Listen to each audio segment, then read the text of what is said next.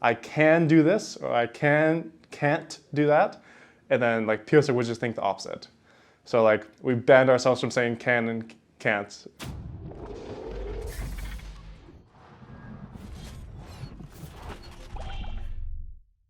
This is Zento from Esports Heaven, and I have here with me APA from Team Liquid. A victory!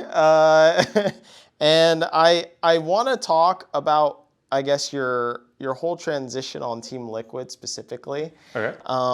And it felt like last year you were kind of thrown in on the deep end. Talk to me about that experience, because you joined like week 4, I want to say. It was the 10th game of the split, so yeah, the start of week 4 because it was 3 games a week. And yeah, I had no scrim times with the team. Like, we have access to our scrims on the academy team, but like, I didn't really understand anything because everything was obviously in Korean, so I could only watch the gameplay. So I kind of only watched laning phase because like mid game it's like kind of pointless to watch if you don't know what's actually happening or like supposed to be happening. So yeah, I mean, I was definitely thrown on the deep end. Like, it was just a very sudden thing. I had to like quickly acquaint myself with the team and like how they want to play, and yeah, just. How is that, I guess, inserting yourself into team communications? Like, were you just kind of sitting there like, okay, you guys, maybe I'll feed you this information and you just do whatever you want with it? Or like, how did that work, I guess, last year? Well, with Biosic and Summit, they didn't have the best English. They understood like some words. So we just talked a lot about like what key phrases we're gonna use. I can give you an example of something that didn't work. So I would say can and then can't a lot, but to them, they wouldn't get the difference between can and can't. Oh. So sometimes I'd be like, I can do this or I can't do that. And then like Piotr would just think the opposite. So like we banned ourselves from saying can and can't. It was like yes and no or can and no.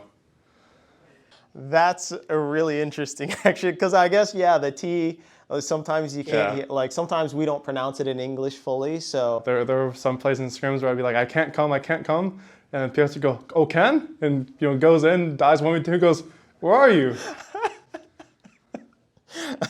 Okay, that actually makes a lot of sense now. Okay.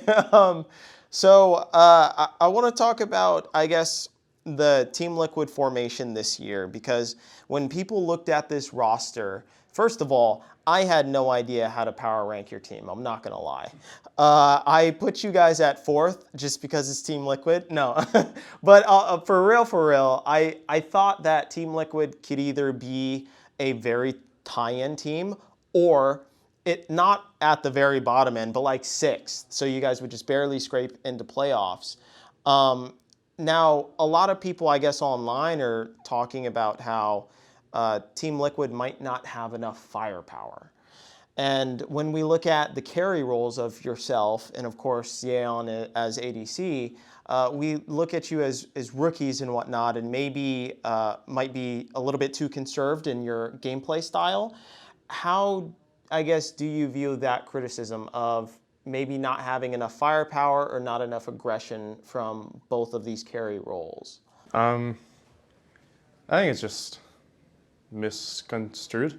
Like, that is the best way I can put it. Like last year, from at least when I played on the LCS team, it was definitely a very top/jungle focused game. So obviously, me and Jan and Harry, when he did play, were given less resources. But I mean, to be honest, I think as a team and myself, we're not playing the best right now. I mean, we're 2-2, so like it's like okay, but not the best. But I think if we played stage like we do scrims, I think we could very easily be 4-0 right now. I think we can be a top tier team. I think we can be the best team, to be honest with you. Just have to translate a little bit more from scrims and stage, and then just make everything coherent. Mm-hmm. So I noticed when reviewing a lot of your games and whatnot, I would watch and do VOD review, especially last year, was that you have some of the most ridiculous TPs I've ever seen from a mid laner. And is that good or bad? Well, it's good, but it seems like you have really good map awareness. And when I also look at your name, it kind of makes sense of always plan ahead. So is this something you focused on, I guess, in terms of your gameplay? Well, I think last year, I just had to really focus on the map. I explained this a little bit last year, but if I wasn't extremely like dialed in and like focusing on what's happening around the game, I would get very, very lost because obviously everyone's speaking Korean and it's very hard for them to help me. So I just got really good, or like really, really good at paying attention to the map. So I think that's where I would credit like having pretty decent map knowledge.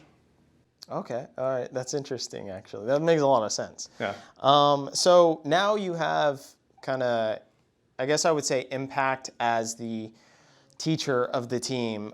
He was touted as a great teacher for Evil Geniuses rookies, and now, of course, he's in Team Liquid, and it looks like the construction of this roster has been meant for Impact to kind of impart knowledge to you guys. How has that been, I guess, working with Impact?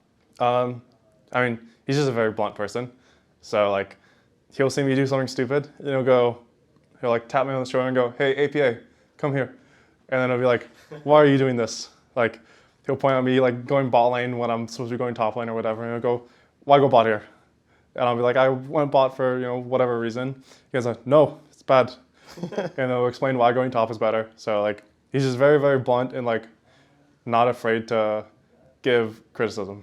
So he's definitely like a good, in a sense, mentor to like me and Yon. So last year there was comments on Twitter, specifically from Summit, where he said something along the lines of, "I can't win with a Ziggs one trick." What is your response to that, and maybe your champion pool? To be honest, I don't really want to talk about that. Okay, So respectfully declined. sure. What about your champion pool specifically? There has been criticism just in general from the community about your champion pool, and they're looking to see maybe if you can broaden that going into this year.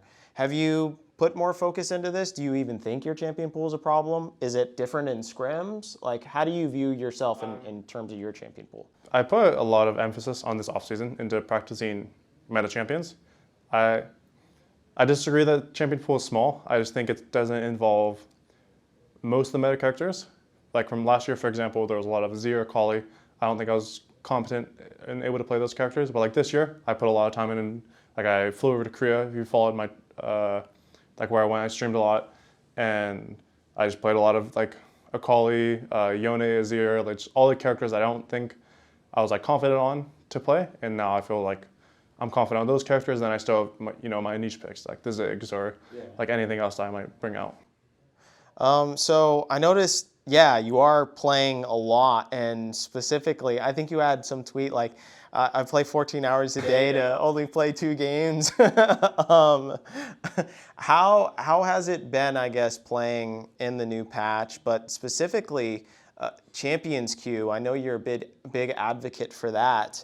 What's the difference in between those two, and maybe why do you like Champions Queue way more than solo queue?